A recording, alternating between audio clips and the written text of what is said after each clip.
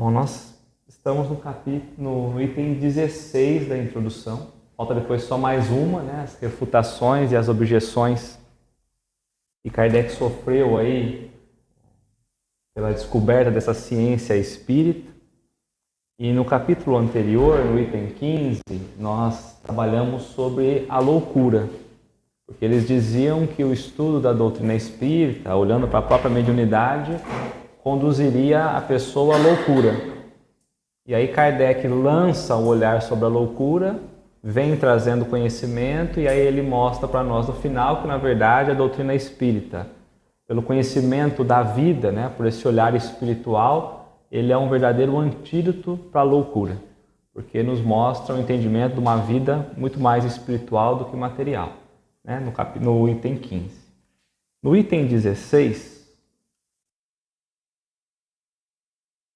todo mundo aí?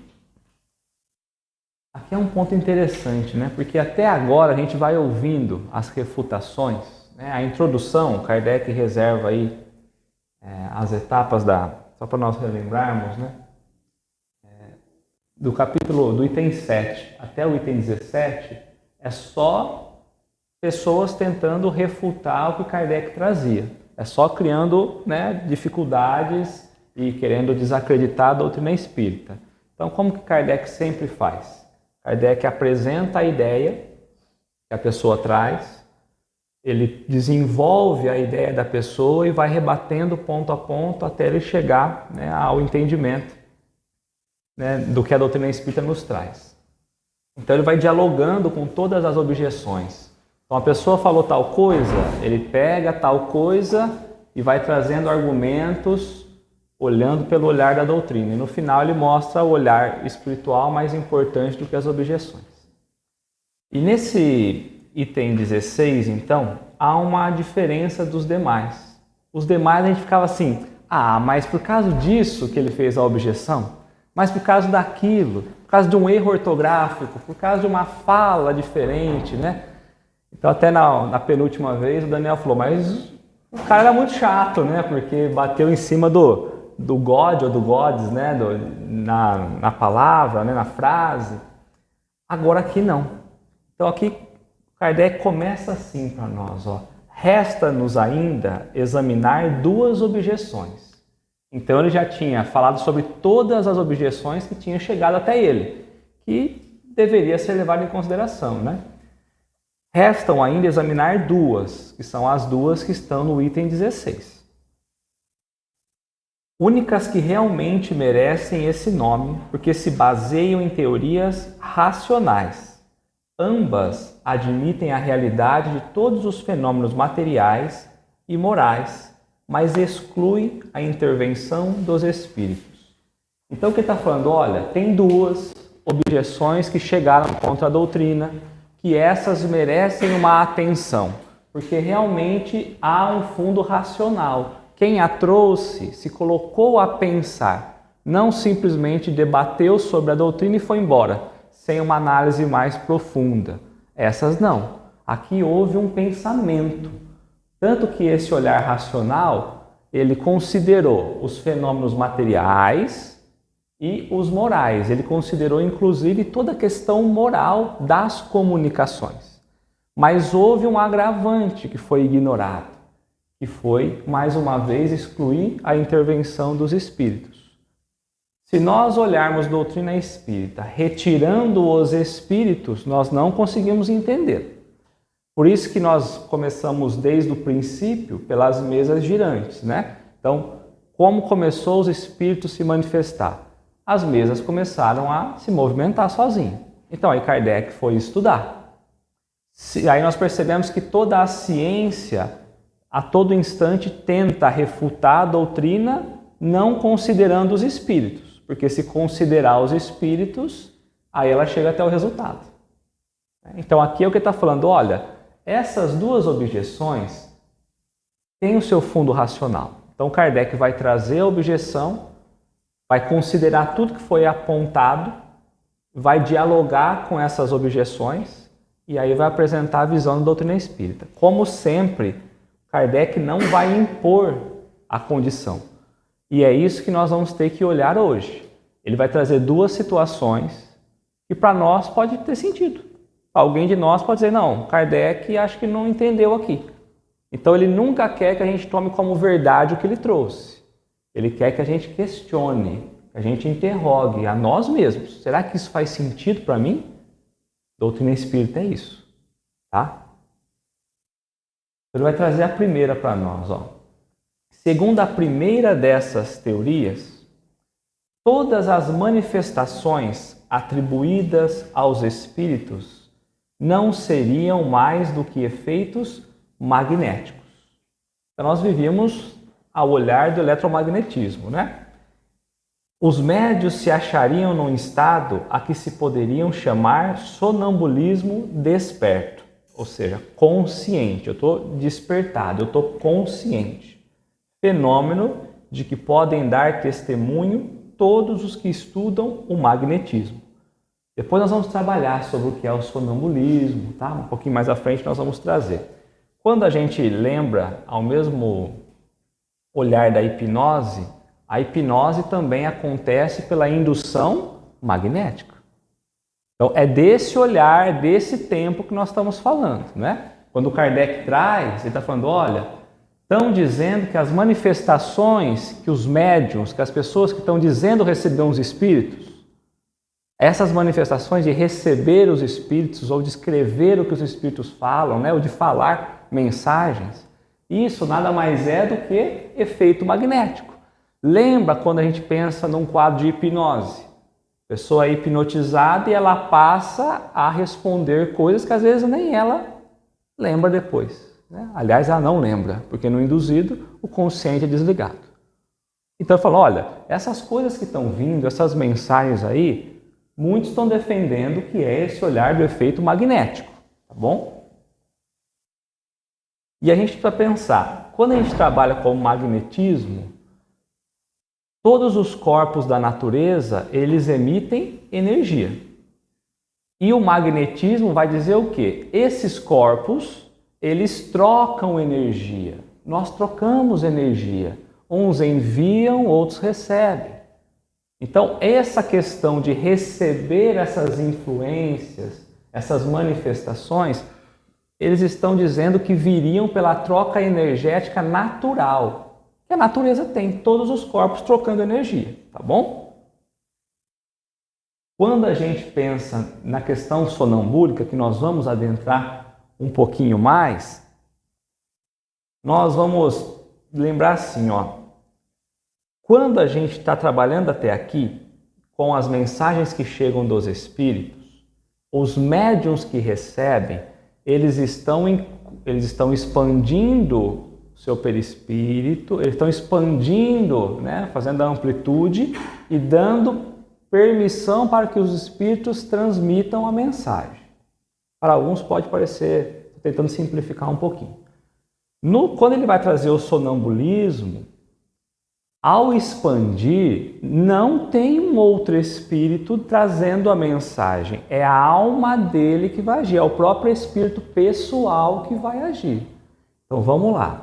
Está vindo mensagens, está chegando mensagens ao tempo de Kardec. Aí Kardec está dizendo que são médiuns que está recebendo essas mensagens de uma inteligência à parte, de alguém, vamos dizer alguém, que está enviando uma mensagem. E aí o médium, que é o intermediário, está anotando essa mensagem. A primeira refutação é não. Isso é uma indução magnética. É a própria pessoa que está escrevendo pelo processo sonambúlico. É animismo, não é uma mediunidade.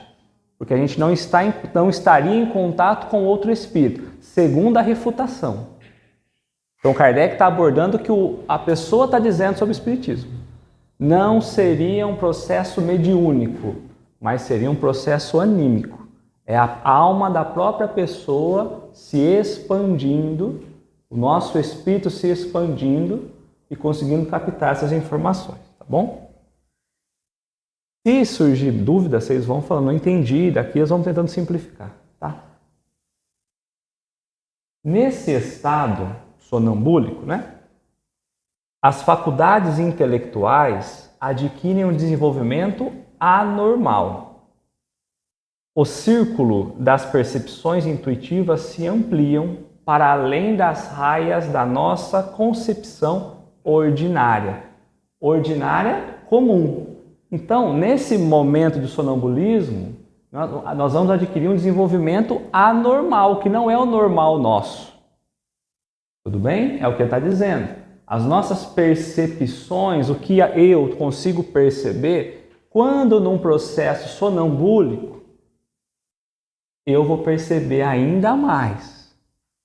O que o corpo às vezes não deixa eu perceber, nesse processo sonambúlico eu vou perceber ainda mais. Daqui a pouquinho vai facilitando, tá? Assim sendo, o médium sonambúlico, ele vai trabalhar como médium, certo? O médium sonambúlico tiraria de si mesmo e por efeito da sua lucidez tudo o que diz e todas as noções que transmite, mesmo sobre os assuntos que mais estranho lhes parece, quando no estado habitual. Então eles vão dizer assim, olha, quando há essa expansão do espírito, da alma, ele entra nesse processo sonambúlico, ele vai conseguir acessar informações que estão no inconsciente. E quando consciente, ele não tem noção. Então eles estão afirmando que essas mensagens seriam conhecimentos do inconsciente da pessoa. Eu, no meu estado normal aqui, eu não consigo. Mas se eu for levado a uma indução, que seja pela hipnose, vamos pensar, mas se eu for levado, por essa indução magnética, do magnetismo, eu consigo acessar o inconsciente, e aí eu trago informações do inconsciente. Daí são essas mensagens, e não de espíritos. Era o que eles estavam batendo em Kardec. Então percebe que agora, quem está batendo no espiritismo tem um olhar racional. Ele está pensando. Ele está analisando o que está vindo. Tá?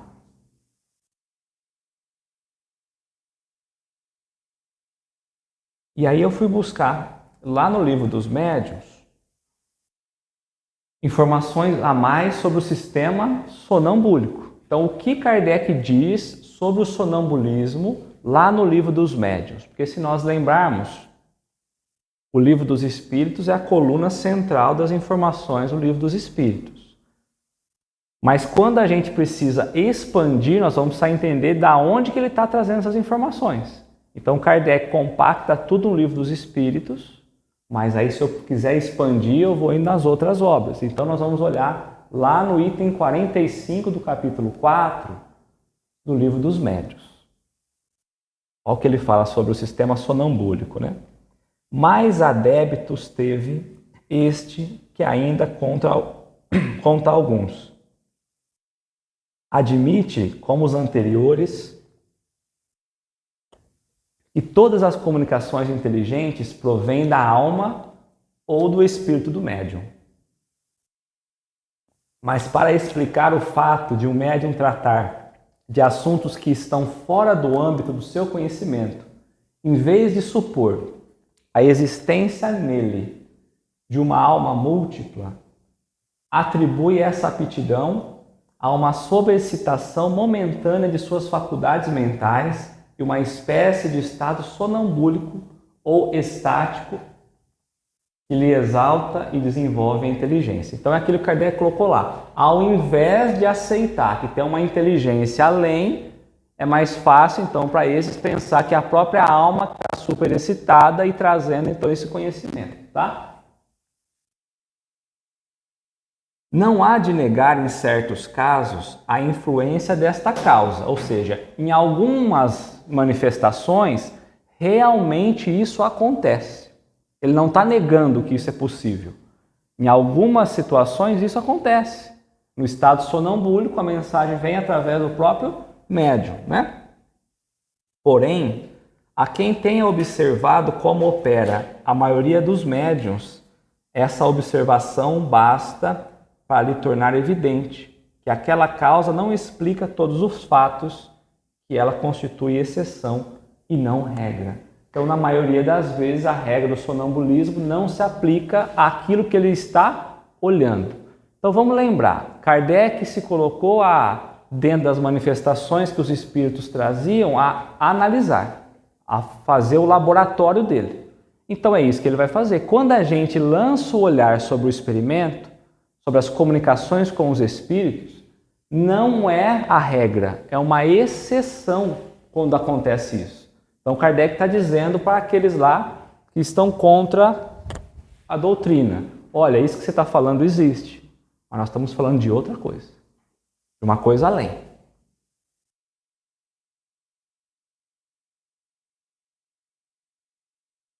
Poder-se-ia acreditar que fosse assim, se o médium tivesse sempre ar de inspirado ou de estático, aspecto que, aliás, lhe seria fácil aparentar perfeitamente se quisesse representar uma comédia.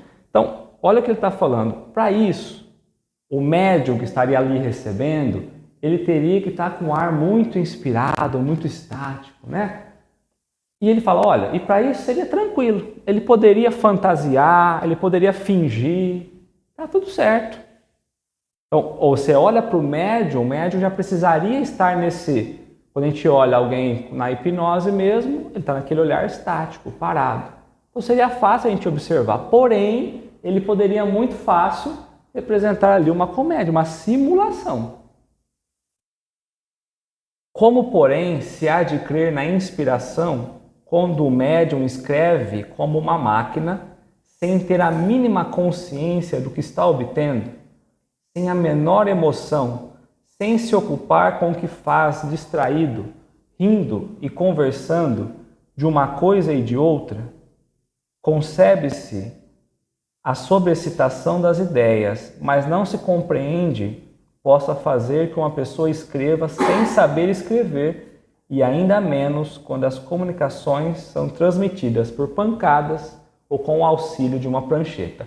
Aqui ele vai repetir depois mais à frente na introdução, porque aqui nós estamos retirando o livro dos médiuns.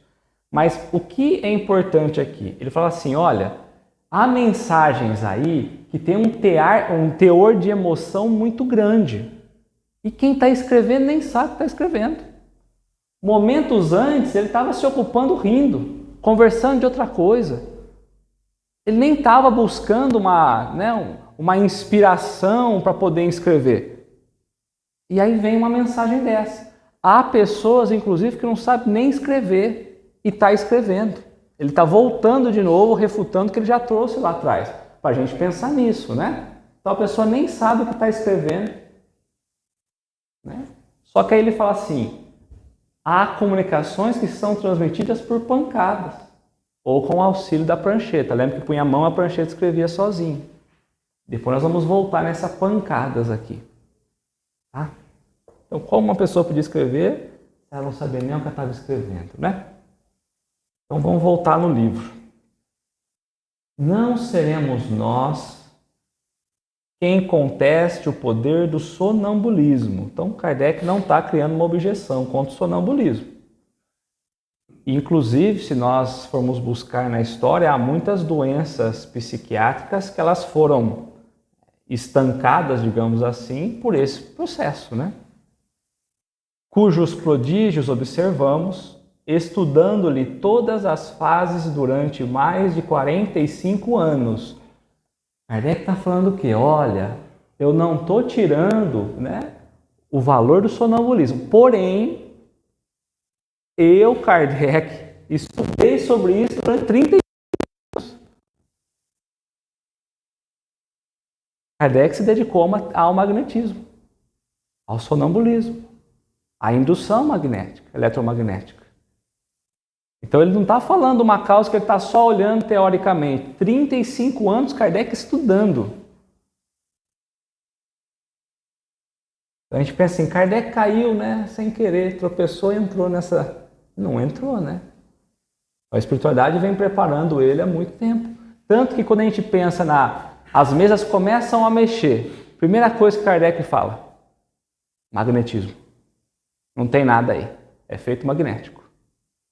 Porque ele já vinha desse estudo, desde o olhar com Mesmer e todos os outros. Tá? Concordamos em que efetivamente muitas manifestações espíritas são explicáveis por este meio. Então, de novo, há muitas manifestações que é explicada por esse meio. Vamos ver a didática de Kardec, né? Ele vai voltando nisso, né? Contudo, uma observação cuidadosa e prolongada mostra grandes cópias de fatos em que a intervenção do médium, a não ser como instrumento passivo, é materialmente impossível. Porém, então, há manifestações, quando a gente olha, quando a gente analisa, se torna impossível explicar pelo olhar do magnetismo ou do sonambulismo, como nós quisermos pensar. Tá bom?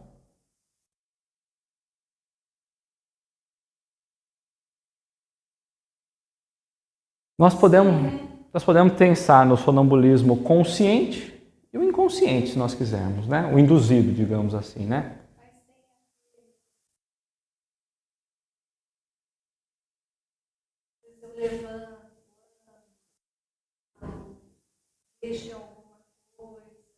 E depois não lembro. Não lembro. Essa é a diferença entre o sono. Nada. Mas é que o escrever, geralmente, é o que a pessoa é induzida, né? Então, pelo magnetismo, vamos induzindo a pessoa, ou pensa no próprio processo da hipnose. Eu vou trazer sempre a hipnose, que é mais fácil a gente lembrar. Há outros meios, mas então, aí a pessoa é levada a isso. Quando a gente pensa no sonambulismo, qual é a diferença do sonambulismo e do desdobramento, por exemplo? O sonambulismo, nós vamos fazer a emancipação. Tem termos que às vezes parece que a gente não está tão familiarizado, mas com o tempo a gente vai se familiarizando, tá? Nós vamos fazer a expansão da alma, né? A expansão pelo espiritual, a emancipação da alma. Então, no sonambulismo, o espírito vai ficar mais liberto e ele consegue, inclusive, usar o corpo como ferramenta. Então, vamos lá, vamos mexer, eu consigo movimentar o corpo. Só que nesse momento há um desligamento do nosso sistema consciente. Então eu só fico ativado no meu inconsciente, eu não lembro. O desdobramento, eu vou fazer o desdobramento consciente e eu estou consciente do que eu estou vendo, do que está acontecendo, e aí eu volto e tudo está gravado na minha mente, no meu consciente. Aí dessa forma, pensando no sonambulismo, nós podemos ser induzido ou não. Porque num sono você dormiu e depois você vai ter ele. Sim? Deu para entender? Deu. Agora um 16º. Coloquei telinha no apartamento. É preciso. Chegou a sair já do apartamento ou não? Não. Saí não. Eu ando, vou em vários.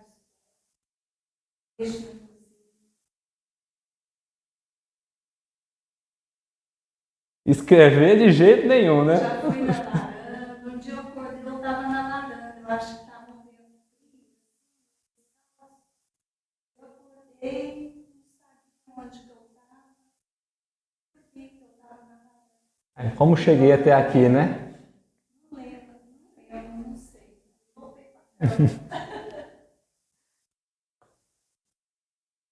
Para quem não pegou a introdução desde o começo, a introdução ele já fez um resumo geral, né, da doutrina e ele está trabalhando alguns pontos específicos. Então pode ser que a aula de hoje pareça um pouquinho complicada, porque de fato hoje ela é um pouquinho. Se a gente não veio com a linha de raciocínio das outras introduções, parece um pouco mais complicado. Mas depois, na aula que vem, eu prometo que ele tranquiliza de novo, né? O Kardec ele era contemporâneo do Freud, né?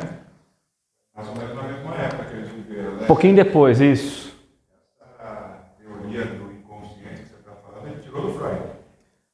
Freud, se eu não me engano, vem depois. Freud vai estar em 1880 e pouco, é. Aqui, vamos lembrar que em 1857, esse livro estava pronto. Ele já falava de inconsciente aí. É que você não vai usar esse termo, ele vai falar, é isso aí que ele está dizendo. Então assim, ó, 1857 nós temos esse livro, Só que para ele escrever esse livro, todos os outros livros já estavam prontos, porque esse é eu vou falar resumo, é sacanagem, né, com Kardec, né? Mas é o resumo de todos os outros, né? Então, primeiro ele faz toda a obra e traz aqui, né? Então, quer dizer, ele já tinha esse olhar. Tanto que a psicologia, ela vai surgir mais ou menos próximo ali à doutrina também. A psicologia, como ciência mesmo. Combater a psicanálise, né? Que depois, né? É isso, né? Veio antes. Mas é que a psicanálise ela não tinha o seu efeito ainda.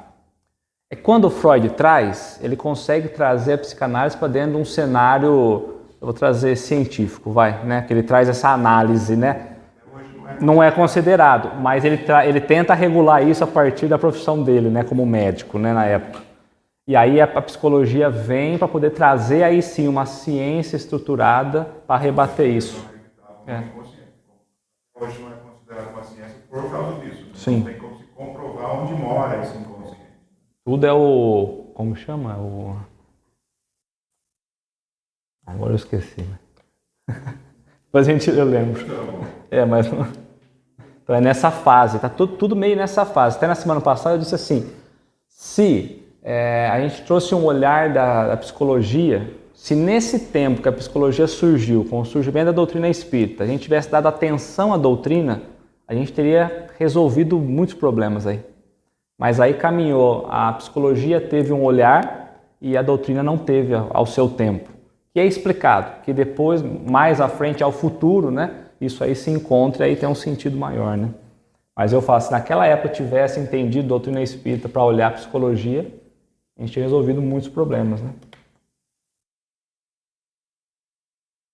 Aos que partilham dessa opinião, como aos outros, então está falando do sonambulismo, né? De achar que toda a comunicação vem desse processo do magnetismo. Aos que partilham dessa opinião, como aos outros, diremos, vede e observai. O que está dizendo? Vê os fatos. Vamos lá ver. Precisa ver os fatos, não é dizer do que nós vimos lá. Não, vamos lá ver, vem. Vamos experimentar junto, né? Porque certamente ainda não vistes tudo. Então Kardec, ele tinha condições, até pelos seus 35 anos de estudo nessa área, de dizer, olha, nós não tínhamos visto tudo. É preciso olhar para um outro ângulo, é preciso considerar coisas que nós não consideramos, né?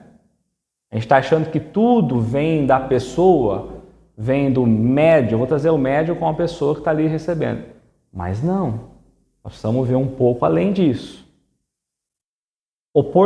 Opor-lhes-emos em seguida duas considerações tiradas da própria doutrina deles. Então agora Kardec vai trazer o que eles pensam, né? A visão agora é essa. E ele vai fazer perguntas. Então, de onde vem a teoria espírita? É uma pergunta que ele traz. Considerando esse olhar que tudo vem da pessoa, então ele vem, de onde vem a teoria espírita? A gente pode pensar dentro de nós. É um sistema imaginado por alguns homens para explicar os fatos? Então, será que quando eu pego doutrina espírita, alguns homens estavam ali à toa ou não à toa, mas vamos criar um sisteminha aqui para explicar alguns fatos? Ele coloca de modo algum. Tanto que quando a gente pega toda a experimentação de Kardec, não foi um sisteminha qualquer, né? E ele diz que até os dias de hoje, para o futuro, continua esse processo de evolução, de análise dos espíritos. Então, quem revelou a doutrina espírita? Quem revelou, gente? Os espíritos. Mas quem está defendendo essa tese não acredita nos espíritos do sonambulismo. Precisamente esses médiuns cuja lucidez exaltai. Eu estou falando, quem que revelou, quem trouxe? Então ele está falando, olha, falando para as pessoas que defendem. Sabe essas pessoas, os médiuns que estão fazendo ali as mensagens, trazendo as mensagens?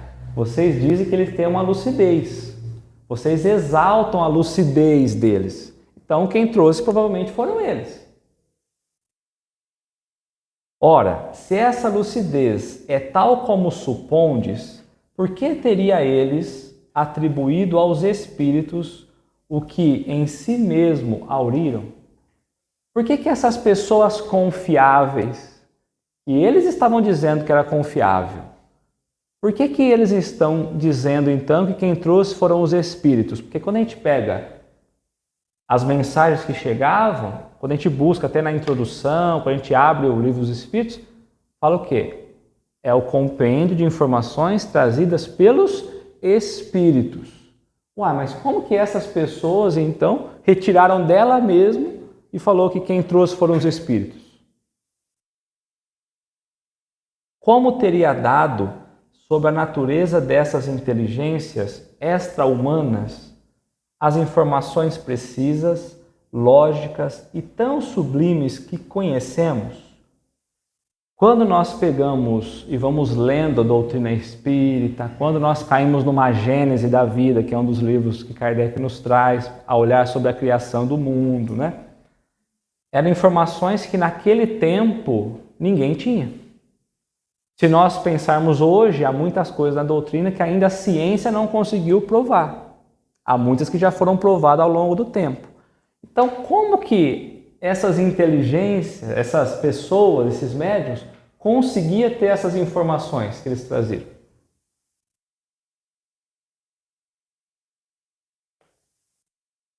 De duas, uma, né?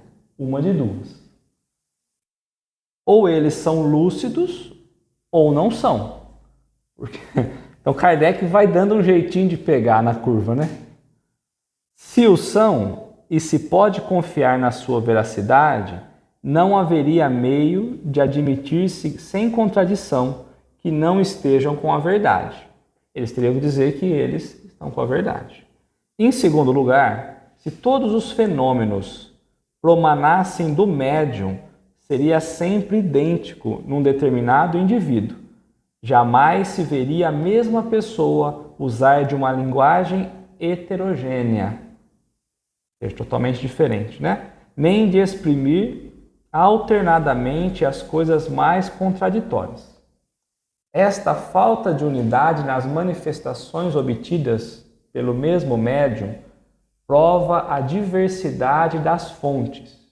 Ora, desde que não as podemos encontrar todas nele, forçoso é que a procuremos fora dele.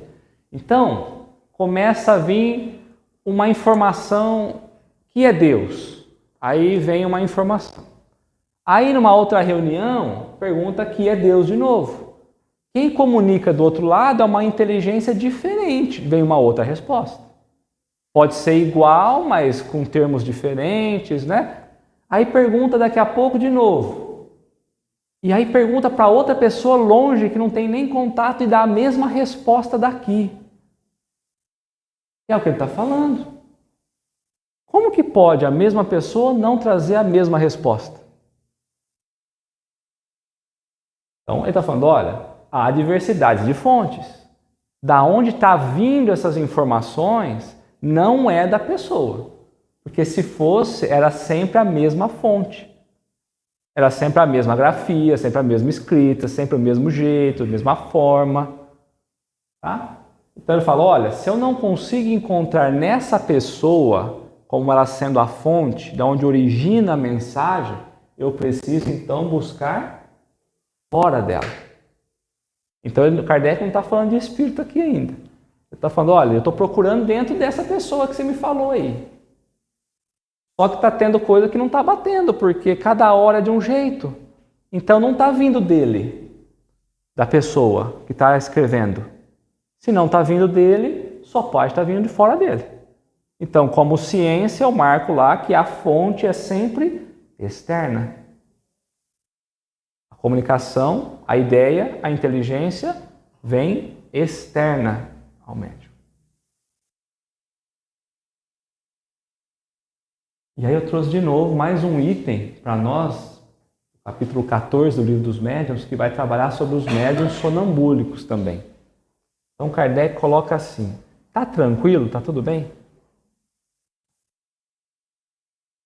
Pode considerar-se o sonambulismo uma variedade da faculdade mediúnica, ou melhor, são duas ordens de fenômenos que frequentemente se acham reunidos. O sonâmbulo age sob a influência do seu próprio espírito, que é o que nós explicamos, né? É a sua alma que nos momentos de emancipação vê, ouve e percebe fora dos limites dos sentidos. Então, ele está dizendo, olha, o sonâmbulo age sob a influência do seu próprio espírito. E nós vamos conseguindo perceber o que no corpo a gente não conseguiria, porque o corpo traz limitações sensoriais. Mas como eu estou agindo como espírito, só usando o corpo como ferramenta, eu nem precisaria usar se eu não quisesse. Mas como eu estou usando o corpo, então eu consigo ter sensações extracorporais. O que ele externa, tira-o de si mesmo.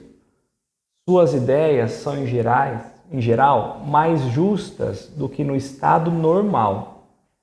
Seus conhecimentos mais dilatados, porque tem livre a alma.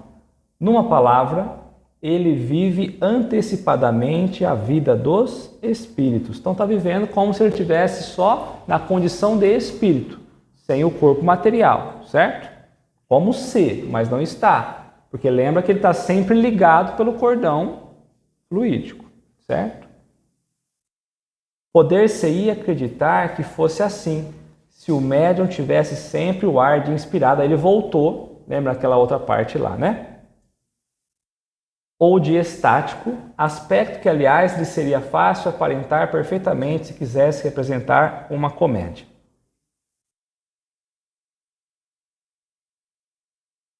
O médium, ao contrário, então ele falou sobre o sonambúlico e agora ele vai trazer sobre o médium. O médium, ao contrário, é instrumento de uma inteligência estranha. Então não é ele mesmo que traz a inteligência está fora, parece estranha. Estranha porque eu não conheço, tá? É passivo e o que diz não vem de si mesmo. Em resumo, o sonambúlico exprime o seu próprio pensamento, enquanto o médium exprime o pensamento de outro.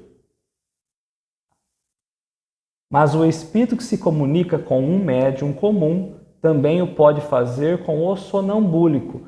Então, olha que ponto interessante. Se eu estiver num processo sonambúlico, eu posso entrar em contato com os espíritos, porque eu não tenho, o meu corpo não limita essa visão. Só que se eu estiver dando uma comunicação mediúnica, eu também entro em contato com os espíritos, não entro?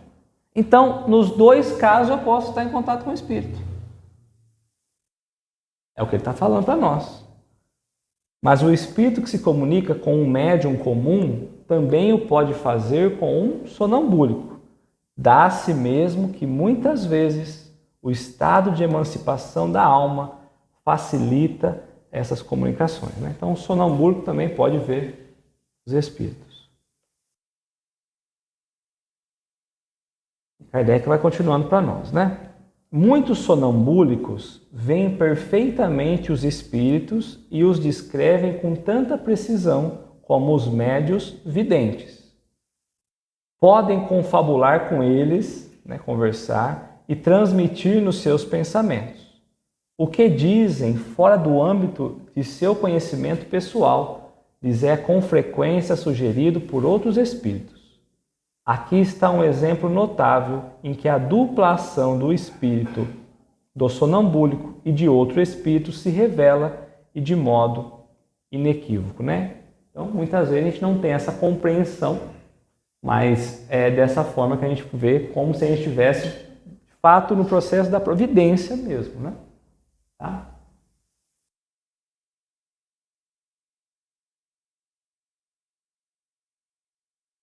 A segunda opinião, né? Então a primeira é a questão do sonambulismo ou do magnetismo. Então ele veio e ele derrubou que não tinha como ser, porque tinha uma inteligência fora dali, e que mesmo se fosse o sonambúlico também consegue entrar em contato com os espíritos. E ele pode trazer informações que não é do próprio espírito. é do outro espírito. Tudo bem? Ficou alguma dúvida no processo sonambúlico? Certeza? Vai lá, gente. O segundo, outra opinião, então ele falou que tinha duas refutações racionais. A segunda, o médium é a única fonte produtora de todas as manifestações.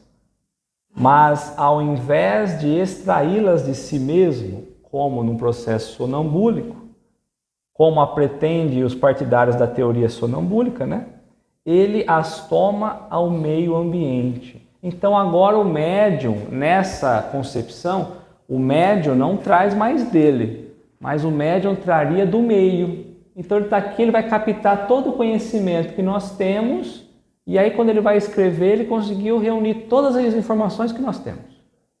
É isso que ele está dizendo.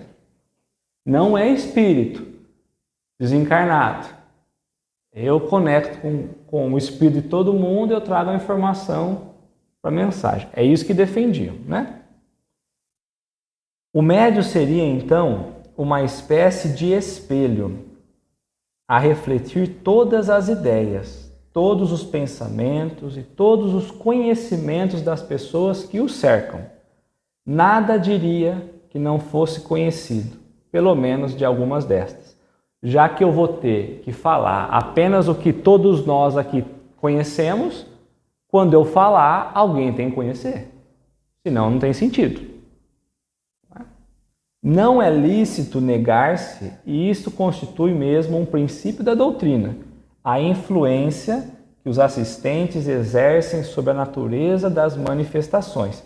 Então, se nós vamos buscar numa reunião mediúnica, essa questão dessa influência que ele está dizendo, na reunião mediúnica a gente percebe muito isso, que a reunião mediúnica tem uma característica dos participantes. Aquela reunião onde as pessoas se reúnem para esse intercâmbio com o plano espiritual, para manter essa ligação com o plano espiritual, do diálogo ou da escrita, ela é positiva ou ela é melhor, mais desenvolvida a partir dos participantes que levam aquilo de forma mais séria, que estuda. Então, de certo modo, está tudo bem se eu for olhar nesse aspecto da doutrina. As informações que virão ali serão a somatória moral daqueles que participam do trabalho, porque as entidades que virão também serão mais sérias ou menos sérias. Essa influência, no entanto, difere muito da que supõe existir, e dela a que faria do médium um eco dos pensamentos daqueles que o rodeiam.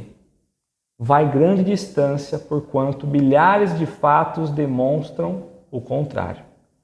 Há, pois, nessa maneira de pensar um grave erro, que uma vez mais prova o perigo das conclusões prematuras. Então agora ele vai trazer aonde está o grave erro. Então ele volta a falar para nós, o grande problema nosso é porque nós trabalhamos com conclusões prematuras. A gente percebe uma coisa e quer tirar a conclusão na hora. Então, o que Kardec pede? Experimento, estudo demorado, repetido, sério. A gente bate um olho, quer dizer, não, isso não é, ou isso é assim, ou isso é aquilo. Sempre conclusões prematuras, Sendo-lhes impossível negar a realidade de um fenômeno que a ciência vulgar não pode explicar. Então não se nega o que não se pode explicar, certo? E não querendo admitir a presença dos espíritos, os que assim opinam o explicam ao seu modo. Então, olha, a ciência, quando Kardec apresentou, a ciência não quis olhar para a doutrina e considerar como ciência. É o que ele falou, a ciência vulgar não pôde negar, porque ela nem quis olhar. Então, aí e outros não querem admitir que há espírito. Então eu não vou olhar, eu não vou estudar a doutrina, mas para mim não existe espírito. É isso que ele está falando, Então, nós vamos ter que opinar a partir daquilo que do nosso modo de entendimento. Agora, quando a gente passa a conhecer, nós vamos explicar e opinar como realmente é. Seria sedutora a teoria que sustentam, se pudesse abranger todos os fatos. Tal, entretanto, não se dá. Então, olha o que Kardec fala, olha, seria muito sedutor, seria muito interessante se fosse possível fazer isso que vocês estão falando. Reunir todas as inteligências. Porque eu não limitaria somente aqui. Eu poderia expandir. Já pensou aquela pessoa que não tem conhecimento? E aí ela vai dar uma comunicação, ela consegue unir todo o conhecimento de todo mundo? Seria tentador, mas não é possível.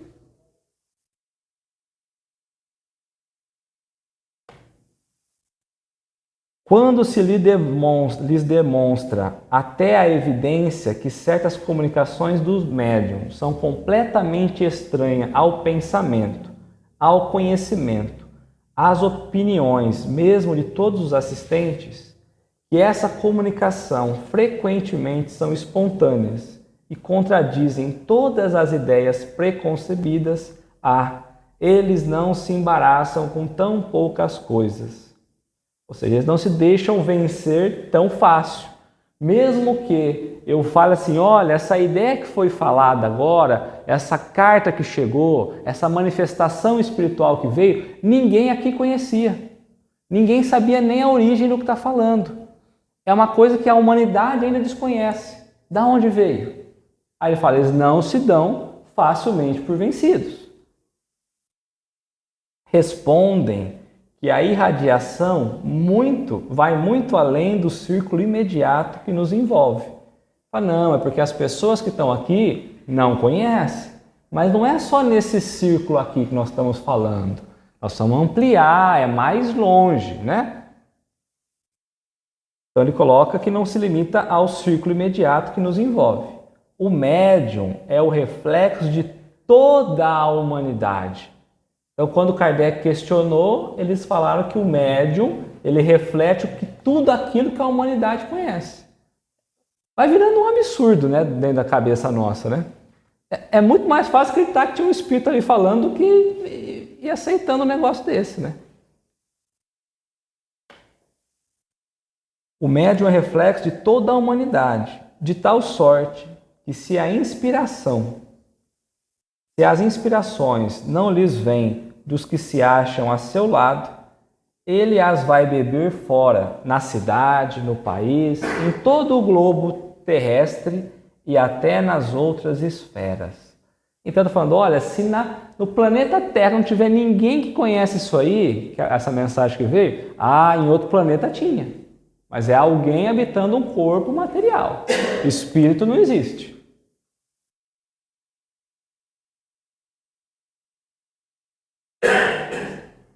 Não me parece que em semelhante teoria se encontre explicação mais simples e mais notável que a do Espiritismo. Então, nessa complexidade toda, Kardec está falando, olha, era mais fácil, mais simples, mais provável que a gente pudesse considerar o que o Espiritismo está falando. É muito mais fácil, né? Visto que ela se baseia numa causa bem mais maravilhosa, que é o único fato de comunicar com os espíritos. Para nós, a imortalidade da alma, que a alma não cessa, é o que ele está trazendo para nós, né? É bem mais maravilhoso pensar isso. A ideia de que seres que povoam os espaços e que em contato conosco nos comunicam seus pensamentos, nada tem que choque mais a razão do que a suposição desta irradiação universal, vindo de todos os pontos do universo, concentram-se no cérebro de um indivíduo. Então, já imaginou? Na minha concepção, a irradiação universal é um choque de irrealidade, né? Pensou? Todos os cérebros, todos os conhecimentos vindo e concentrando tudo num único cérebro. Que processamento esse órgão teria que ter? Não tem condição de a gente pensar um negócio desse, né? A sobrecarga. Se eu colocar 5 pessoas falando ao mesmo tempo, lançando pensamento ao mesmo tempo, a gente já fica louco. Ele está falando que é a humanidade inteira, né? Então, não tem condições de pensar um negócio desse, né? Então, lá no livro dos médiuns, ele também trabalhou sobre o sistema do reflexo. Ele chama o sistema do reflexo. Eu vou refletir o que o outro tem de conhecimento, né? Reconhecida a ação inteligente, então nessa segunda refutação, já aceitava que tinha uma ação inteligente. Tinha algo além do médium. Antes era só um médium. Era só a pessoa ali, certo? Reconhecida a ação inteligente, restava saber de onde provinha essa inteligência. Então tá, a dificuldade é eu saber de onde vem essa inteligência. Eu já sei que é fora, né? Julgou-se que bem podia ser a do médium ou a dos assistentes a se refletirem como a luz ou os raios sonoros. Era possível. Só a experiência poderia dizer a última palavra. Mas notemos, antes de tudo, que esse sistema já se afasta por completo da ideia puramente materialista. Então, olha, vamos considerar que é possível? Kardec está falando isso.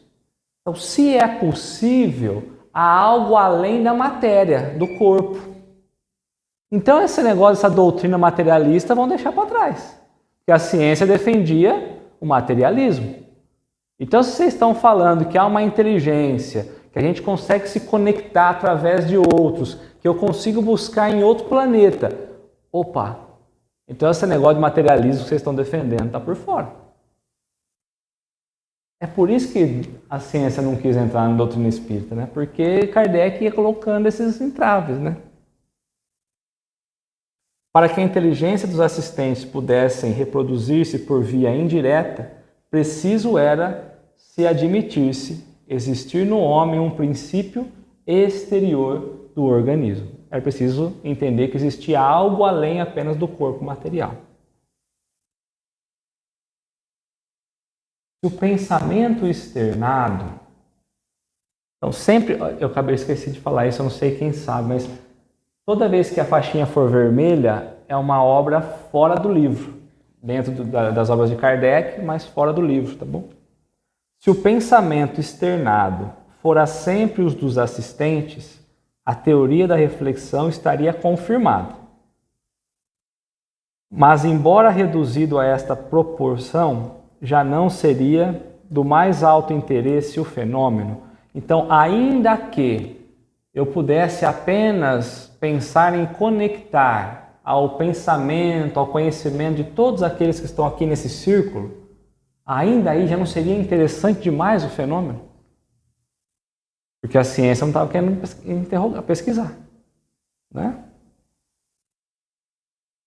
Já não seria coisa bastante notável o pensamento a repercutir num corpo inerte e a se traduzir pelo movimento e pelo ruído? Já não haveria aí o que excitasse a curiosidade dos sábios? Por que então a desprezaram eles? A ciência, né? Que se fadigam na pesquisa de uma fibra nervosa, ou seja, eles estão ali gastando tempo, se esforçando, né? Estudos e estudos para poder compreender a fibra nervosa, que é o prolongamento dos fios, né, do neurônio. O prolongamento dos fios do neurônio, para entender a conexão neural. E traz um conhecimento desse nível. Eles estão exaustos tentando compreender as ligações neurais dos neurônios. E aí, um tipo de conexão dessa, a ciência está fechando o olho. E ele já provou que nem isso aqui é a verdade, né? De a gente captar aqui. Mas nem aqui a ciência foi. E ela estava tentando compreender as fibras nervosas nesse momento.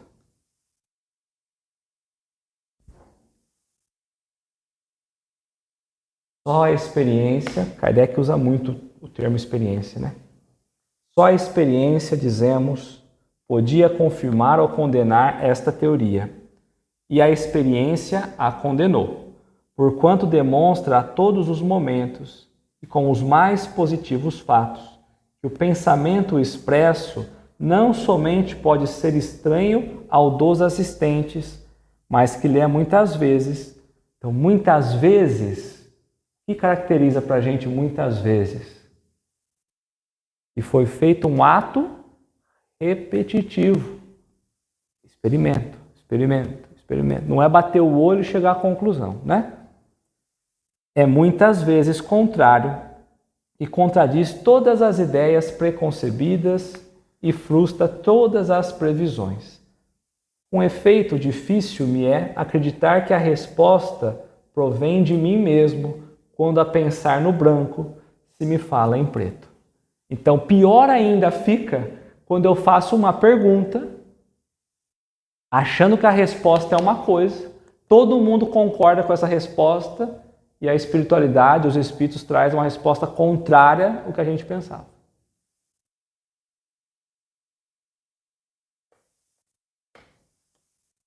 Então, quer dizer, está todo mundo pensando de um jeito, a resposta veio de outro, ficou mais complexo ainda pensar e acreditar numa teoria dessa. Em apoio da teoria que apreciamos, costumam invocar certos casos em que são idênticos o pensamento manifestado e o dos assistentes. Mas que prova isso, senão que estes podem pensar como a inteligência que se comunica? Não há por que pretender-se que as duas opiniões devam ser sempre opostas. Quando no concurso de uma conversação, o vosso interlocutor emite um pensamento análogo, semelhante ao que vos está na mente, direis por isso que de vós mesmos vem o pensamento? Então, se eu penso uma coisa e a outra pessoa pensa a mesma coisa, só por isso eu vou falar que o meu pensamento veio dela? Não é porque eu penso igual que o pensamento veio de uma única fonte. Tá? Basta alguns exemplos em contrário, bem comprovados, para que positivado fique não ser absoluta essa teoria. Então basta a gente perceber toda essa contrariedade através dos exemplos, ou seja, bem comprovados, como toda ciência tem a comprovação. Nós vamos entender que essa teoria ela não é verdadeira, tá?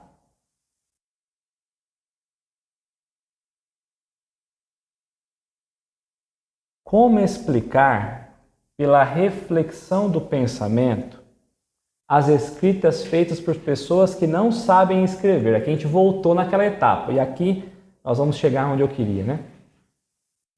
Como explicar, pela reflexão do pensamento, as escritas feitas por pessoas que não sabem escrever, as respostas do mais alto alcance filosófico, obtidas por indivíduos iletrados, as respostas dadas a perguntas mentais ou em línguas que o médium desconhece e mil outros fatos que não permitem dúvidas sobre a independência da inteligência que se manifesta?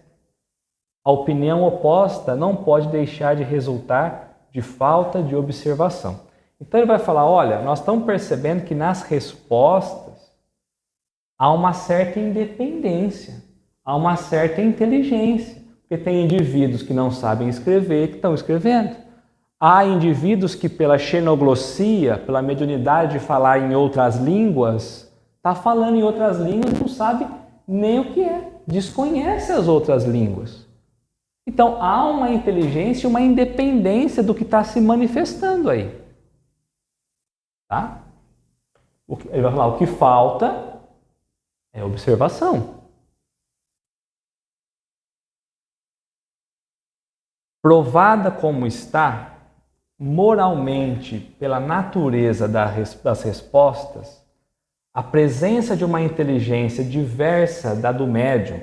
Então, há a presença de uma inteligência além da de quem está recebendo, do médium, né?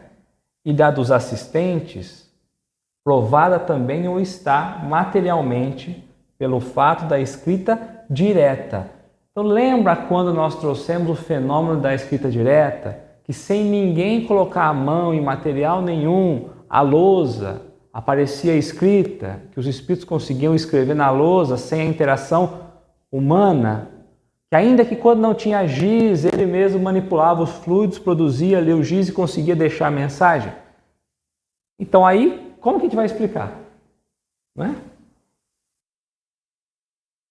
sem lápis, sem pena, sem contato e malgrado a todas as preocupações tomadas contra qualquer subterfúgio, o caráter inteligente do fenômeno não pode ser posto em dúvida. Então, a inteligência desse fenômeno a gente não pode pôr em dúvida. Logo, há nele mais alguma coisa do que uma ação fluídica. Então, não é só o fluido, só o magnetismo, que há algo além. Depois, a espontaneidade do pensamento expresso contra toda expectativa e sem que alguma questão tenha sido formulada, não consente se veja nele um reflexo dos assistidos. Então, às vezes, nem há nenhuma mensagem que foi formulada. Então, ninguém vai pensar nada. Mas aí o médium começa a escrever. Ou, às vezes, há uma pergunta feita apenas em pensamento pelo evocador. E aí ele vai responder, ninguém sabe o que é também. Ele está voltando de novo, trazendo os tipos das comunicações, né? Em alguns casos, o sistema do reflexo é bastante descortês. Então vamos pensar, né? Atrevido, mal educado, o que pode ser? Grosseiro, né? Então, em alguns casos, o espírito do reflexo é bastante descortês. Quando numa reunião de pessoas honestas surge inopinadamente uma dessas comunicações de espíritos revoltantes grosserias, fora desatencioso para com os assistentes, pretende-se que ela haja provido de um deles, sendo provável que cada um se daria pressa em repudiar. Então vamos pensar que veio uma comunicação grosseira, que ninguém gostaria de ter aquele pensamento. Aí o que está falando assim, quem vai aceitar falar que é dali? Então, aí nesse caso, numa reunião que só tem pessoas honestas, vão pensar que ele está dizendo que em pessoas da sociedade daquele tempo, pessoas de nome, de conhecimento, aí vem uma comunicação grosseira, de baixo nível. Aí nós vamos poder dizer então que é justamente o pensamento de todos que estão ali? É como que dizer, olha, vão participar de uma reunião. Só que se vier uma comunicação de um espírito grosseiro, inferior, é a somatória do pensamento de todo mundo. Aí, então, aí pode repudiar. Aí pode falar que não é. Quem vai falar assim, não é minha, eu pensei isso. Todo mundo vai falar que não pensou.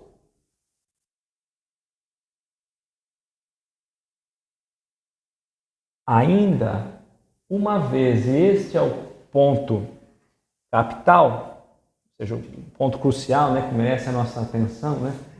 Ainda uma vez, e este é o ponto capital, sobre que nunca insistiremos bastante. A teoria sonambúlica e a que se poderia chamar refletiva foram imaginadas por alguns homens. São opiniões individuais, criadas para explicar um fato, ao ponto que a doutrina dos espíritos não é uma concepção humana. Foi ditada pelas próprias inteligências que se manifestam, quando ninguém disso cogitava, quando até a opinião geral se repelia. Então, as duas teorias anteriores foram os homens que criaram para tentar explicar alguma coisa. Mas Kardec falava o quê? E fala para nós, até quando a gente pensa em Kardec, discípulo de Pestalozzi, eu falo bastante isso. Kardec diz, olha, não monte uma teoria e vai tentar com a tua teoria encaixar a prática. Então não adianta numa comunicação com os espíritos eu fazer uma teoria e depois eu ir ver como acontece na prática. Porque o que ele está dizendo é isso. Os homens fizeram com opiniões individuais, diferente dos espíritos. Os espíritos se manifestavam e Kardec foi anotando e aí ele foi criando a partir daquilo que ele experienciou. Pestalozzi diz o quê? Vai dar experiência para a teoria. Então hoje é feito da forma inversa. Depois você aplica. Nem sempre, porque há questões na ciência que surgem E aí você precisa tentar explicá-la, né? Aí cria-se teorias para tentar explicar o fenômeno que aconteceu, né? Também tem esse outro olhar, né? Os dois, né? Porque às vezes tem uma descoberta, né? Ora perguntamos, onde foram os médiuns beber, né, ou colher uma doutrina que não passava pelo pensamento de ninguém na Terra? Então ninguém pensava nisso. Como que os homens foram trazer isso, né? Perguntamos ainda mais, por que estranha coincidência milhares de médiuns espalhados por todos os pontos do globo terráqueo e que jamais se viram acordarem dizer a mesma coisa? Por que então foi dita as mesmas coisas, né? Se o primeiro médium que apareceu na França sofreu a influência de opiniões já aceitas na América, porque singularidade foi ele buscar a 2000 léguas, além mar, e no seio de um povo tão diferente pelos costumes e pelas linguagens, em vez de as tomar ao seu derredor? Então, por que foi buscar conhecimentos tão distantes e não pegou conhecimento somente do seu local ali? Está dizendo da doutrina espírita agora, certo? Então, o primeiro ponto, olha, da onde vem tudo isso, né? O pensamento não existia na Terra, não tinha ninguém pensando nisso ainda. Porque quando a gente vai ver o Livro dos Espíritos, tem perguntas aqui que ninguém nunca fez. E aí ele pergunta, mas então da onde surgiu esses pensamentos? Quem foi? De que mente que foi conectada, né? Depois vai trazer, e olha, quando começou a se manifestar espíritos para todos os locais, cartas para todos os locais, o que as cartas diziam traziam o mesmo sentido. Mas naquela época não tinha facilidade de comunicação, um não conhecia o outro. E depois vai trazer, tanto da América quanto da França, por que foi o mesmo conhecimento? Por que cada um não olhou só para a sua região, para ao redor de si mesmo? Também ainda há outra circunstância em que não se tem atentado muito. As primeiras manifestações na França, como na América, não se verificaram por meio da escrita nem da palavra falada, e sim por pancadas concordantes com as letras do alfabeto e formando palavras e frases. Foi por esse meio que as inteligências autoras das manifestações se declararam espíritos. Ora, dado se pudesse supor a intervenção do pensamento dos médiuns nas comunicações verbais ou escritas, outro tanto não seria lícito fazer-se com relação às pancadas, cuja significação não podia ser conhecida de antemão. Então ele vai falar, olha, só tem uma coisa que a gente está esquecendo. Nós estamos questionando o que os médiuns estão escrevendo. As mensagens que estão vindo, eles estão escrevendo. O que os médiuns estão falando.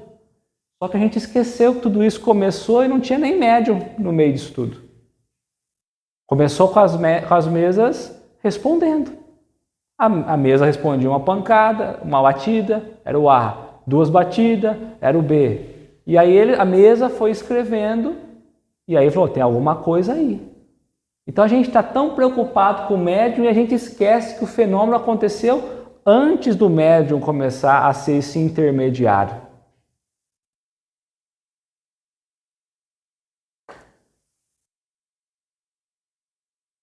Poderíamos citar inúmeros fatos que demonstram, na inteligência que se manifesta, uma individualidade evidente e uma absoluta independência de vontade.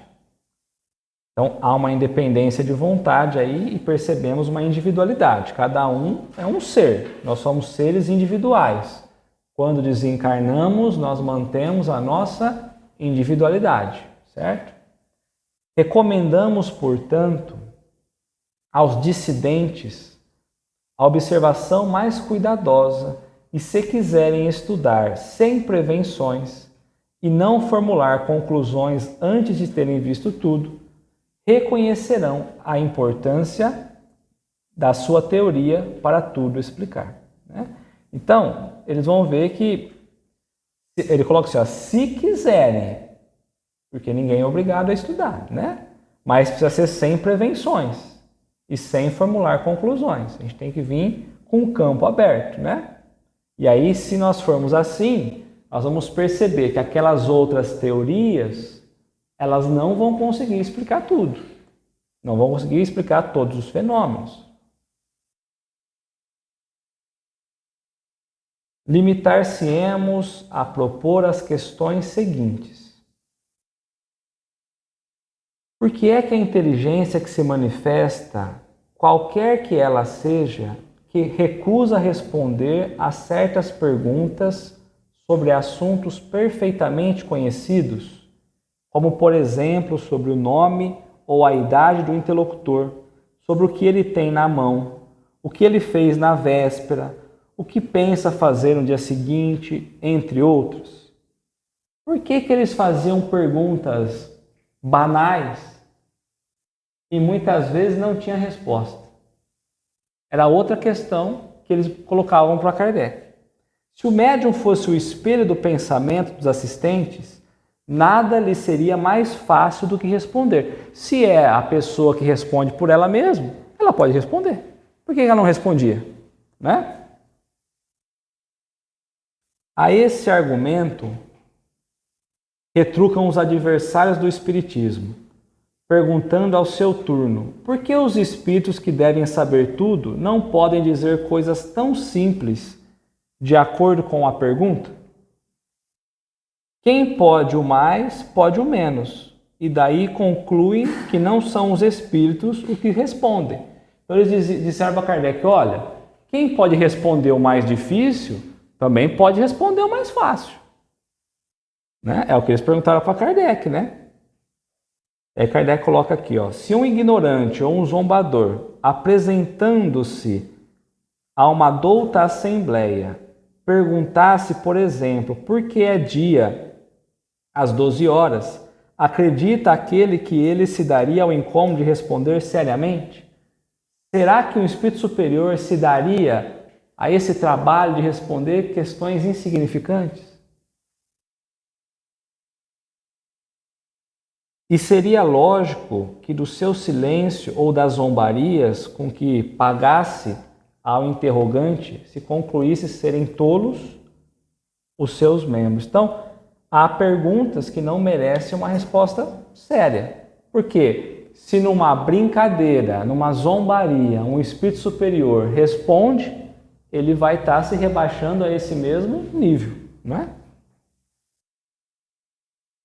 Ora, exatamente porque os espíritos são superiores. Então, por que eles não respondem? Porque os espíritos são superiores.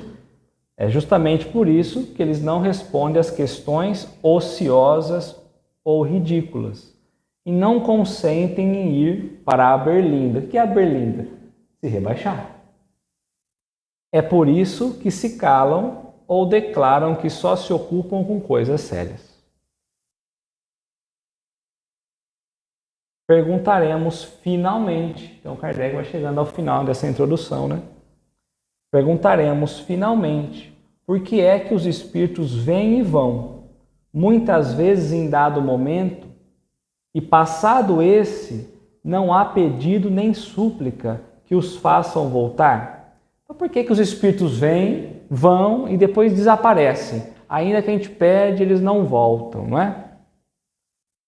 Se dependesse apenas da vontade dos participantes, o espírito voltava. Se fosse só o médium falaria, né? Se o médium obrasse unicamente por impulsão mental dos assistentes, é claro que em tal circunstância o concurso de todas as vontades reunidas haveria de estimular-lhe a clara evidência. Então a gente percebe aqui que não é apenas por uma influência dos que estão presentes que os espíritos vão vir, não é? O espírito tem vontade e tem propósito. E aí, finalizando, Kardec coloca então, desde, portanto, que não cede ao desejo da Assembleia, corroborado pela própria vontade dele, ou seja, não obedecendo aos participantes, mas sim obedecendo à própria vontade, os espíritos veem, né? É que o médium obedece a uma influência que lhe é estranha e ao que o cerca influencia, que por esse simples fato testifica da sua independência e da sua individualidade. Então agora Kardec inverteu. Na verdade, é um médium que obedece a uma influência estranha. Eles estão achando que é o médium que tem a influência. Agora ele inverteu. Que o médium que exerce a influência. E agora ele inverteu. Na verdade, é o médium que obedece à influência dos espíritos. Né? Certo? E aí, como ele recebe essa influência, fica fácil de testificar uma independência e uma individualidade dos espíritos. Alguma dúvida?